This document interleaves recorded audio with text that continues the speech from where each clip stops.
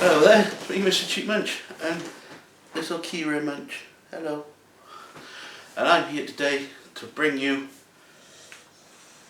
Baby Bitesize, which is my TV programme review show. That's the word I was looking for. So I've still got baby brain at the moment. Everything kind of sat away, but I will try and give you my best views on Walking Dead as it is at the moment. It was brilliant to see like a slight recap at the beginning. Was a bit confused, like showing the Terminus people trapped as well. I mean, did we really need to see like the human side of them? More on that later though. Where yeah, it did make me laugh quite a bit that you had like Rick's group getting all ready to, you know, bop their way out as soon as everything happened, and then magically a hatch opens and in comes a flashbang or smoke grenade or something like that. So yeah, that threw them for a six. And then of course you had them being slaughtered, ready to be eaten, which is lovely. Which I don't get, because if you eat the dead flesh, then surely like you would turn into a zombie yourself, because it is poisonous. At least that's what it says in the comics. So why, if they've changed that for the TV show, who knows? Because they've changed like a bunch of things. But there was like a quite nice hack into the comics in that scene with the baseball bat ready to smash in. I can't remember his name.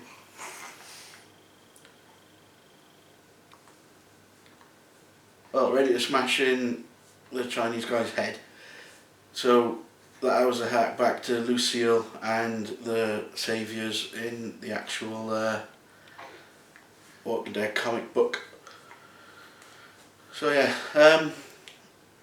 goes through like some amazing stroke of fate later on in the episode. Carol comes across some guys who are talking about they want some of the bits and bobs that the people who they've trapped at Terminus have on them, namely Cal's hat and someone else's item. Might be definitely was Michonne. I think it was Michonne. But yeah, that turned out to be a favourable accidental stumble, because then it allowed Carol to go and save the rest of them.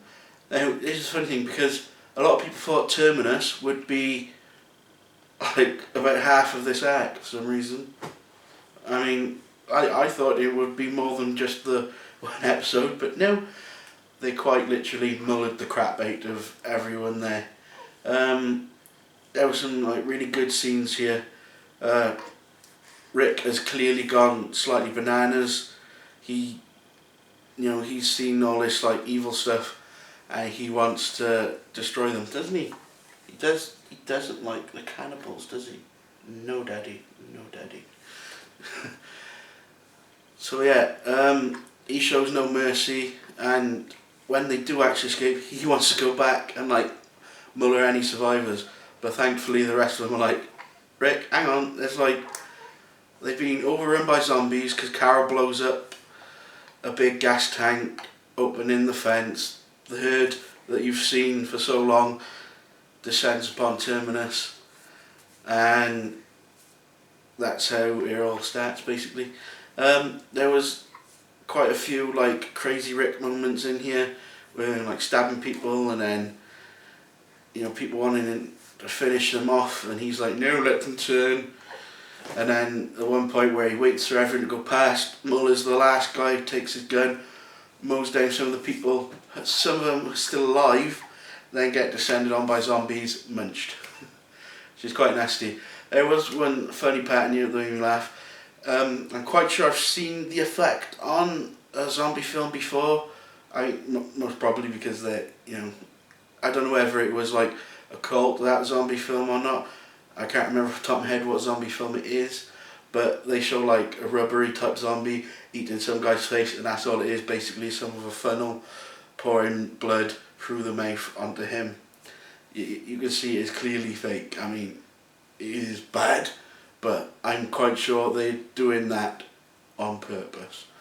So yeah, Tyrese gets left with baby Judith in a shack with one of the people they've caught. The guy constantly winds up Tyrese. I mean, this guy, if I was Tyrese in that situation, especially with a baby, I know like she's not Tyrese's, but the moment he mentioned the baby's name, I would have caved that guy's head in. Seriously, with my foot. Not anything else, with my foot. You know, Tyrese did actually cave the guy's head in later with his fists. So, yeah. Terminus was like a one-shot affair. I think I'm quite happy with that because, you know, it allows to, that they're not stuck somewhere. Because the past couple of seasons, every beginning of the season, or mostly beginning of the season, they have been static. So that was quite a nice change. So they go back the other way to from Terminus. I assume they're heading towards DC now. I think it's DC.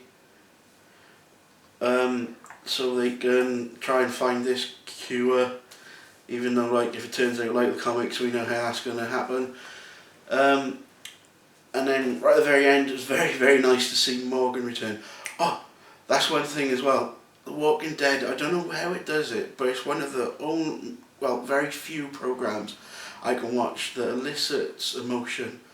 I don't know how it might, does it do it, you guys? I mean, I was sat there, and when Daryl, when they all meet up again, when Daryl sees her, he runs up to her. I had a big lump in my throat. I mean, Daryl and Carol, I don't know whether they'll get together. I don't see them as a couple, more like brother and sister kind of thing. But, I don't know how that's going to pan out with them. And then, Rick with Judith and Tyrese with his friend. It was really nice to see them all get back there. Really did bring a lump to my throat and almost a tear to my eye. I felt them reline up. So yeah, nice to see Morgan at the end. And then, as you people know who read the comic, we're meeting Father Gabriel next week. Whether he survives or not, becomes part of the group like he does in the comic, who knows? Only time will tell. I shall see you, cheap munchers of the undead, this time again next week. Goodbye.